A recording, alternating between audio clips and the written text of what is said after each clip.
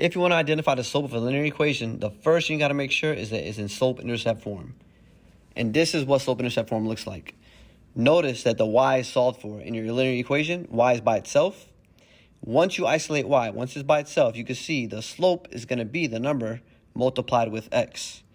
So that means that I got to first solve for y. So again, that's the first thing you look for. If they ask you to identify the slope of a linear equation, they give you the equation, the first thing you check for is if y is by itself. And notice that it's not by itself because we have 5y plus 2, which lets us know that our next step is to solve for y.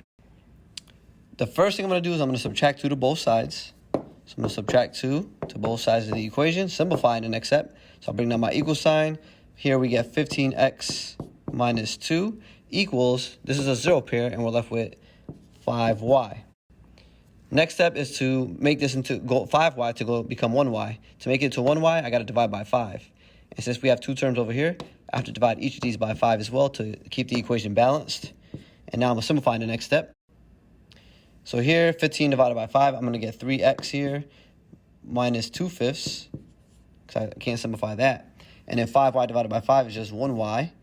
And now we pretty much have it in slope-intercept form because y is by itself. But if you don't like the y on the right side, you can use the symmetric property, right? Move this over here. And symmetric property is just this pretty much. Imagine, this was on a sheet of paper. If I cut both sides out and I were to take this sheet over here and put it on this side. So you just switch sides. But notice, again, I kept the same order of these 2 terms. You don't want to switch the order of these on this side. So that's why I say imagine it being like a cutout, and you just cut that piece out and you put it over here. So symmetric property, we can switch places like that because it's the same thing. And now you can see slope-intercept form, y is by itself. The coefficient of x, in other words, the number multiplied with x, is what we said is going to represent the slope. So in this case, you can see the slope is going to be positive 3.